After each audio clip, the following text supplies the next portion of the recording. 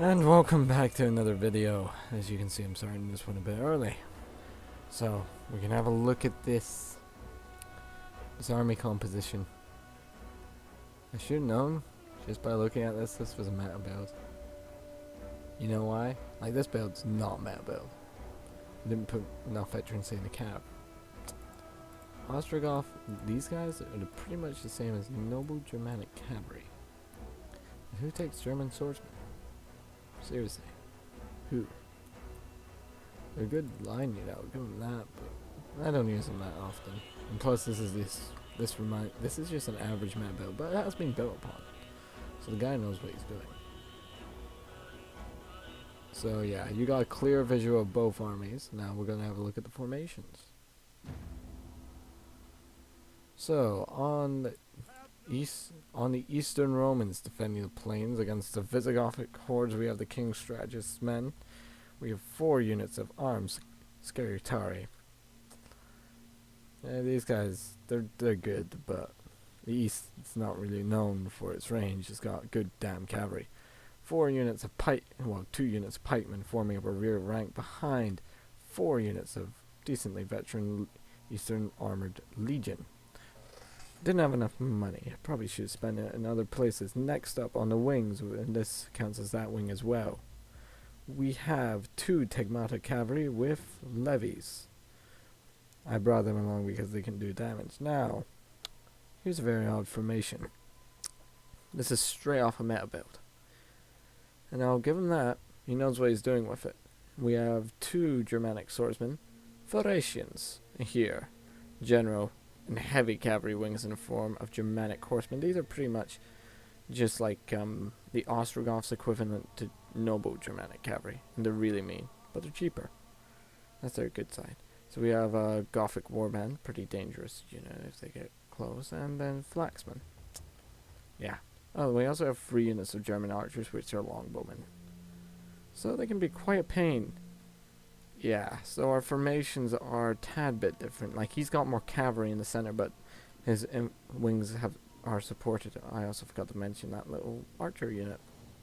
Equites, just, you know, so it's a very short battle, as you can see. You can see which side gets their ass handed to them. You know, definitely. Well, I'm not going to spoil it for you. So, yeah.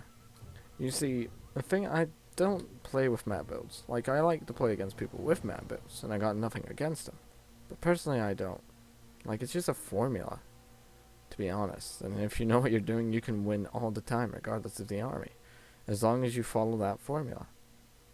I don't like it for that reason. Like, my armies, you see, I put some thought and consideration into them, but I pick the army that looks cool.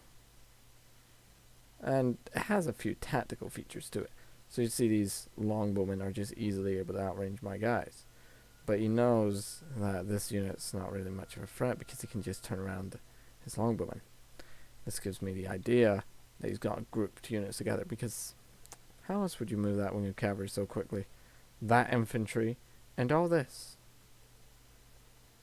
So I got my cavalry on this side. We're just eyeing each other up. Not in that way, but in a military way. Comparing our forces, he's obviously got the wing advantage due to these infantrymen, but my army is using more of the hammer tactic, like the anvil. It's basic hammer and anvil. My army is more condensed. It can take a front line beating and the pikemen in the back. They can either go to the flanks and guard against cavalry charges, but they ain't good for running about the place, and you understand why. I know this is on very fast, so my Tegmata, it's just a skirmish stage, really, if you could call it that. Like, you see this guy, he knows what he's doing. He knows that you can put strength on my flanks rather than concentrate on the center. So you see, I start to engage. I kind of forgot these flanking units, but you see why. So my Tegmata, they're pretty good, but I should have not engaged here. This was probably the battle-changing moment here. Like, I killed the skirmishers. That's all I needed to do. I should have gone out. Or I should have walked in with more infantry. But I was concentrating on launching another assault on this flank. Wasn't a good move, because he had more infantry support. I kind of got over cocky in my ability. So as you can see, you can already see what way this battle is going to turn, because if we look here, my center line, I don't have any units to flank round, don't have anything in reserve, so I'm going to have to commit. See my Tigmata charging in pretty heroically, mind you. Like, Tigmata are some of the best cavalry in the game, but these guys can still give them a fair run of their money. So you see I'm trying to fight back, knowing these Germanic lancers are a massive threat due to the size of their feckin' lances. See, I'm just pounding them with arrows, trying to stop the inevitable advance. Got my men here forming up, ready to greet the Ostrogoths head on. Nobles, they got good armor. They're cheap, good armored units for any Germanic faction.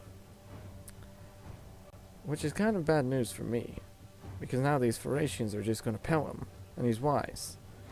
Because my men, well, I have to deal with this, and now my Tigmata cavalry there, so you can already see what way this battle's going and who's got the ass whooping. So you see my armored legio.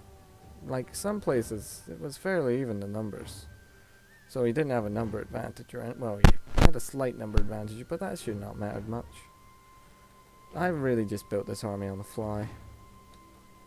So you see I got these armored pikemen, trying to turn the tide of battle against these flaxmen, but my managers are militant, holding the rank. Eastern Romans, it seems this could go well, but then you got the Thracians flanking around. And these guys are built for the charge. Like, these flaxes, they do armor-piercing damage. Like, the whole idea of the hook, so they can get the shield, then they'll just bring up the blade. So that's why it's sharpened on two sides. Over here we still got this cavalry engagement. Kind of forgot that unit. I wish that would probably change a lot. Like, I would have gotten more kills than that. Had to keep this general busy, and I probably should have ran these pikemen over to guard my archers. Because now you see it's just turning into hell. Aye. It wasn't pretty. So, yeah, he's knowing what he's doing. Trying to order these pikemen to engage, but too late. Shooting into the backs of my own men, but I'm hitting the Thracians more than my men. But you can see even the Roman discipline can't hold rank much longer. And the arrival of these Gothic warband, I think it's going to end it for them. And a constant hit and run, yeah, that unit just, it was bad for pikemen. That's why you don't use pikemen as your second rank, unless you know what you're doing with them. Otherwise, they're just going to get outflanked that easily. So you see why I'm trying to snap a few more kills, so the defeat doesn't look as crushing. To be honest, it was a crushing defeat considering the terms. But this was a meta build.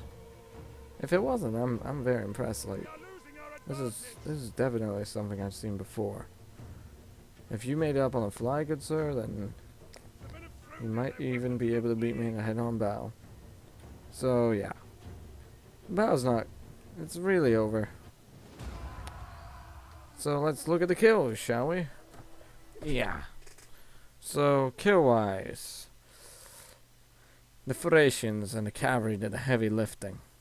The German lancers especially. My army had more variation apart from my general. But other than that, it was more across the charts, but that's because I was losing the army. Thing about winning armies, these sometimes lie. No kill units that are retreating who can't fight back, and I tend not to count those because they don't fight back. So don't forget to comment, subscribe, and all that jazz, and I will see you next time on another Rome to War II multiplayer battle analysis thing. You guys can give it a name and I might take it. See you then.